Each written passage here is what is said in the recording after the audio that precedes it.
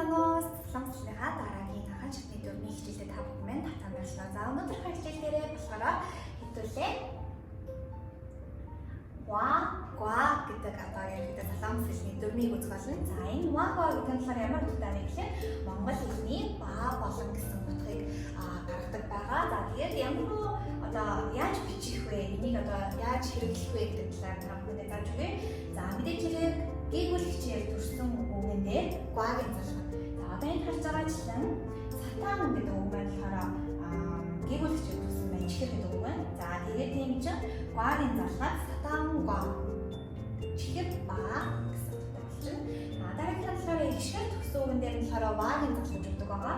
Тэгэхээр та бүхэн хакио гэдэг үг нь болохоор сурвал ишгээр мэдээж дээр юу гэдэг ишгээр төгссөн байна. Тийм ч вагийн залхах хакиоа гэдэг буюу сургууль ба гэсэн утгыг гаргаж өгч байна. За дахиад нэг халаа харчих. Гээгүүлэгчин дээр вагийн залхах, ишгээр дээр нь вагийн залхах байгаа. За одоо энэ үлээ жишээн дээр нь харж үзье. За хамгийн эхний жишээ. 휴실 에 책상과 의자가 있습니다. гэсэн утгатай өгүүлбэр байна. За эндээс 책상 гэдэг үгийг сонгож авсан байна. За 실에 гэдэг үг буюу 실에와 гэдэг бол 책상 гэвэл төгссөн байгаа юм чинь вагийн залхах 책상과 гэж ерөнхийдөө бичиж өгнө. За 휴실은 랭글 책상 실에 의자 сандал байгаа гэсэн байгаа гэсэн утгатайгаа. За дараагийн 시계를 сая 시계 гэдэг үг байна. За 시계 гэдэг чинь мэдээж хэрэг ишгээр төгссөн байгаа юм чинь вагийн залхаж өгнө. За тэгэхээр 여기에 시계와 가방이 있습니다. буюу энэ цаг болон түнх байна гэсэн утгатай өгүүлбэрийг хэлүүлээ сая. За гурав дахь өгүүлбэр нь болохоор 도서관. За 도서관 гэдэг үг маань болохоор номын сан гэсэн утгатай. мэдээж хэрэг энэ буюу гээгүүлэгчээр төгссөн байна.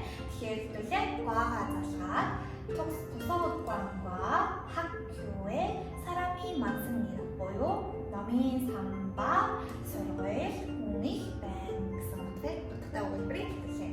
сарлаа. За одоо эдгээр өгүүлбэрүүд болохоор орж байгаа шинэ өгнүүд бас мэдээж хэрэг маш их байгаа гэж бодож байна. Тэр шинэ өгнүүдээ хэлээ түүж аван харцгаая. За эхний үг 책상 гэдэг үг байна. ширээ хичээлийн ширээ. хичээлийн ширээ. За дараагийнх нь болохоор 도서관 буюу номын сан.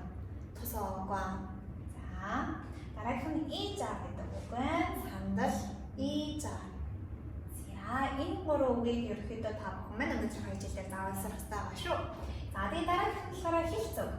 За өнөөдрийн хэлцэгүүн дээр болохоор камион을 봤다 буюу яг махчлан орчуулах юм бол камион гэдэг нь болохоор маск, потта гэдэг нь болохоор тайлх. Тэгэхээр ерөөдөө маска тайлх гэсэн утгатай боловч одоо монголоор яг одоо хэл зүгээр нь орчуулах юм бол хуурамч бага тайлх хэл зүг байна.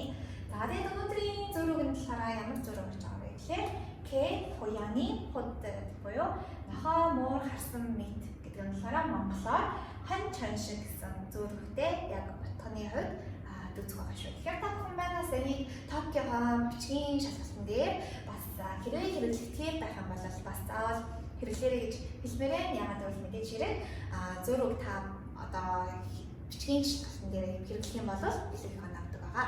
За тэгээд өнөөдрийн хичээл дээр хэдүүлээ ва буюу солонгос хэлний ба болон гэсэн утгыг гаргадаг ерөнхийдөө дөрмийг үзлээ. За тэгээд та бүхэн маань гэртээ гээгүүлэгчээр төгссөн болон ишээр төгссөн одоо зөндөө өгнүүдийг чагсааж бичиж байгаа.